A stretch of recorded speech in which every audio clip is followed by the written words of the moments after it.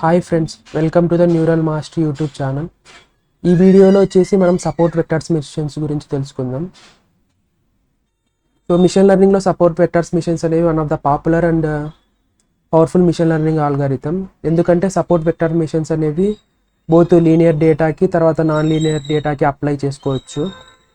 అలాగే support vector machines అనేవి regression ప్రాబ్లమ్స్ని తర్వాత క్లాసిఫికేషన్ ప్రాబ్లమ్స్ని సాల్వ్ చేయడానికి కూడా హెల్ప్ అవుతాయి. సపోర్ట్ వెక్టర్ మిషన్స్ అనేవి మెయిన్గా టెక్స్ట్ క్లాసిఫికేషన్కి, ఇమేజ్ క్లాసిఫికేషన్కి, తర్వాత స్పామ్ డిటెక్షన్కి, తర్వాత జీన్ ఎక్స్ప్రెషన్ అనాలిసిస్ కోసం యూజ్ చేస్తాం. సో ఇక్కడ వచ్చేసి 2 క్లాసెస్ ఉన్నాయి. సో క్లాస్ 1 వచ్చేసి స్టార్స్, క్లాస్ 2 వచ్చేసి స్క్వేర్ బాక్సెస్ ఉన్నాయి. సో వాటి డేటా ఇలా ఉంది. సో ఎస్విఎం యొక్క మెయిన్ గోల్ ఏంటంటే ఏవైతే ఈ 2 క్లాసెస్ ఉన్నాయో వాటిని ఒక హైపర్ ప్లేన్తో బెటర్గా సపరేట్ చేయాలి. సో ఇది వచ్చేసి ఇక్కడ ఒక హైపర్ ప్లేన్ తీసుకున్నాం, W × X + B.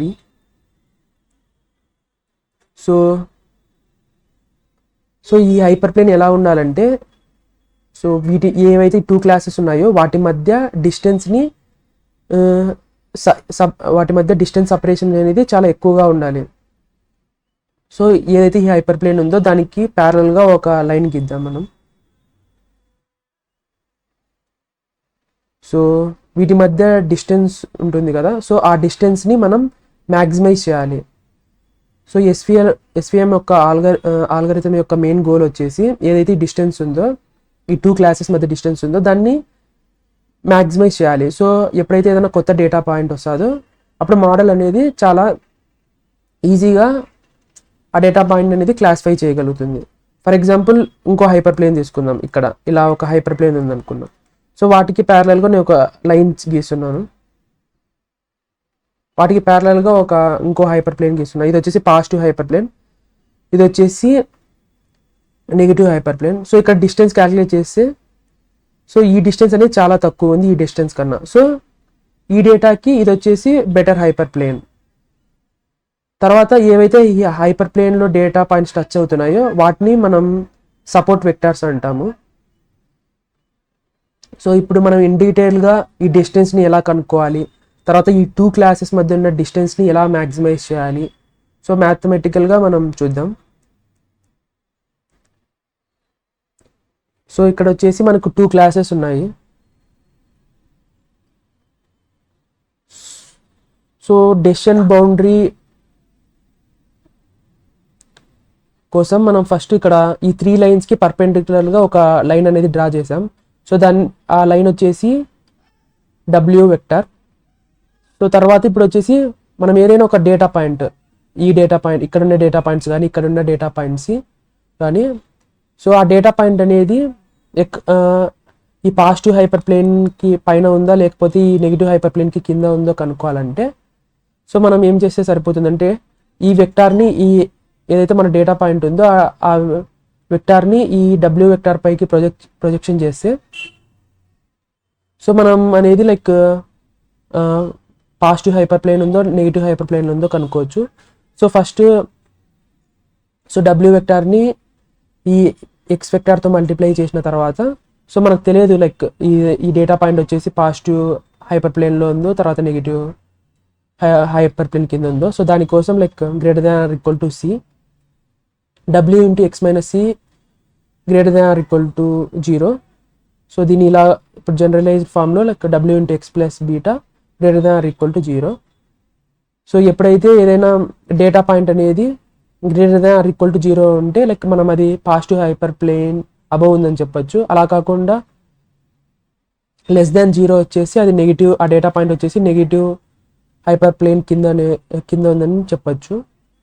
So for example ఒక హైపర్ ప్లేన్ తీసుకుంటున్నాను, 4x + 3y + 3 = 0.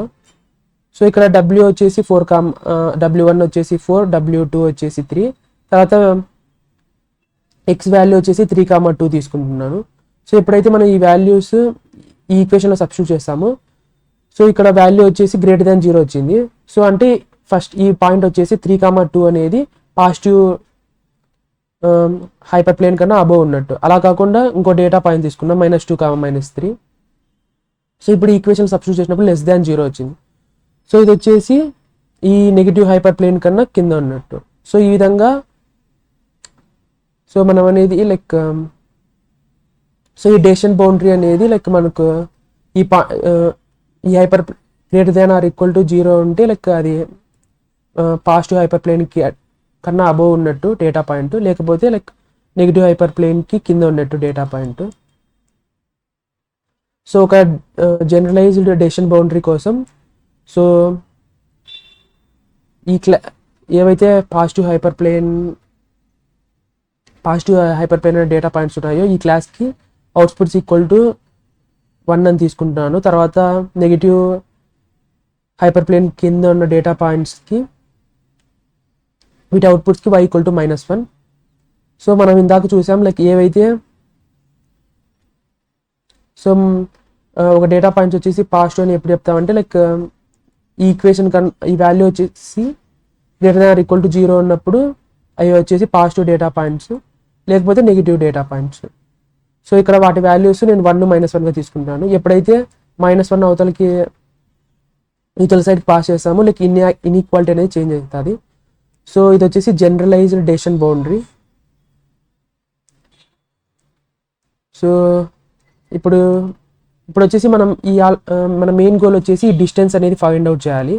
ఏవైతే ఈ పాజిటివ్ హైపర్ ప్లేన్ తర్వాత నెగిటివ్ హైపర్ ప్లేన్ ఉందో ఆ రెండింటి మధ్య మనం డిస్టెన్స్ అనేది కనుక్కోవాలి.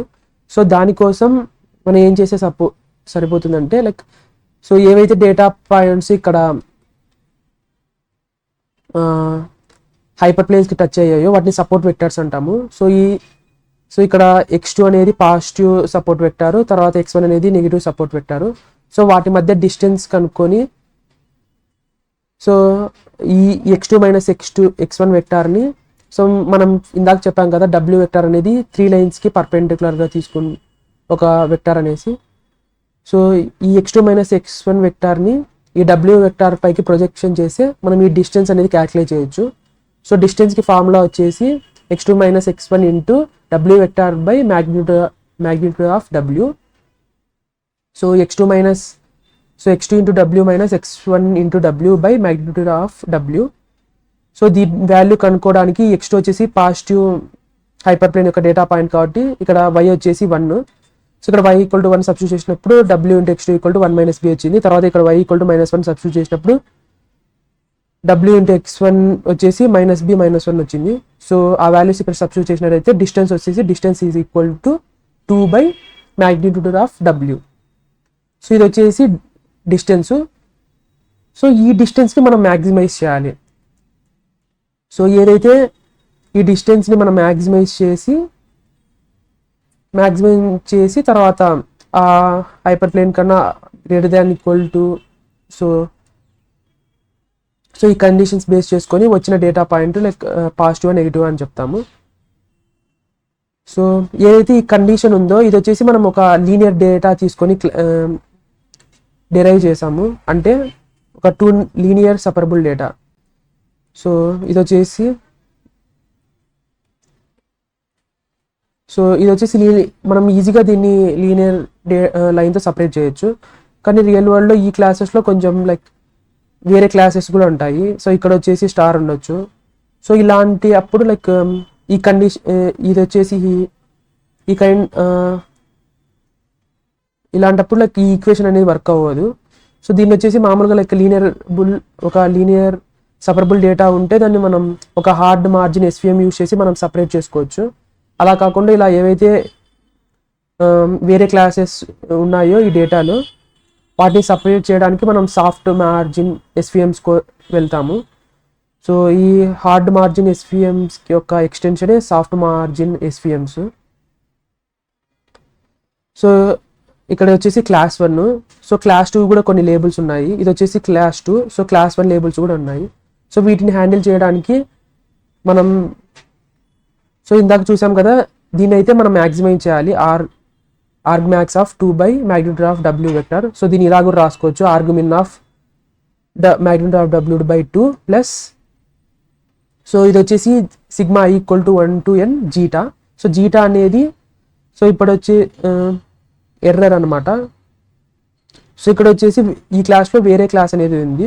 సో ఈ హైపర్ ప్లేన్ నుంచి ఇక్కడ వరకు డిస్టెన్స్ క్యాలిక్యులేట్ చేస్తాము. అలాగే వీటికి కూడా ఈ హైపర్ ప్లేన్ నుంచి ఇక్కడ వరకు డిస్టెన్స్ క్యాలిక్యులేట్ చేసి వాటిని సమ్ చేసిన తర్వాత వచ్చేదే లైక్ టోటల్ సమ్ వచ్చేసి ఎర్రర్ అనమాట. సో ఈ వాల్యూ కనుక్కుంటాము. తర్వాత సి వచ్చేసి హైపర్ పారామీటరు. సో ఎప్పుడైతే మనం సి అనేది ఎక్కువ ఇస్తామో మనం క్లాసిఫికేషన్ ఎర్రర్కి అనేది ఇంపార్టెన్స్ ఇస్తున్నట్టు. అలా కాకుండా సి అనేది 0 to 1 మధ్యలో ఇచ్చినప్పుడు మనం ఈ ఏదైతే మార్జిన్ ఉందో ఆ మార్జిన్కి మనం ఎక్కువ ఇంపార్టెన్స్ ఇస్తున్నట్టు.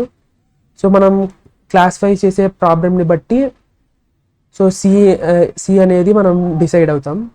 సో ఇది వచ్చేసి మార్జిన్ ఎర్రరు, తర్వాత ఇది వచ్చేసి క్లాసిఫికేషన్ ఎర్రరు. తర్వాత స్టార్టింగ్లో మనం ఎస్విఎమ్స్కి నాన్ లీనియర్ డేటాకి కూడా యూజ్ చేసుకోవచ్చు అని చెప్పాం కదా. సో దానికోసం కర్నల్స్ యూజ్ చేస్తాము. సో ఏం లేదు.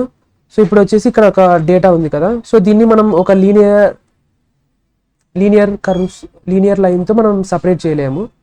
సో అలాంటప్పుడు మనం ఈ డేటాని ఒక హయ్యర్ డైమెన్షనల్ డేటాకి మనం ప్రొజెక్ట్ చేసినప్పుడు దాన్ని మనం ఒక ప్లేన్తో కానీ లైన్తో కానీ మనం ఈజీగా సపరేట్ చేసుకోవచ్చు. సో ఇప్పుడైతే ఈ డేటా పాయింట్స్ ఇక్కడ ఉన్నాయి కదా.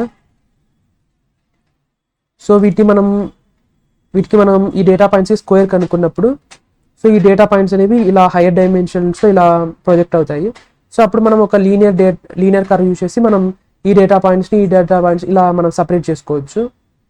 అలాగే ఇలా ఇక్కడ వచ్చేసి సెంటర్లో ఒక క్లాస్ ఉన్నాయి, తర్వాత ఇక్కడ దాని చుట్టూ రౌండ్గా ఇంకో క్లాస్ ఉన్నాయి. సో వీటిని సపరేట్ చేయడానికి ఈ ఫంక్షన్ యూజ్ చేస్తాము.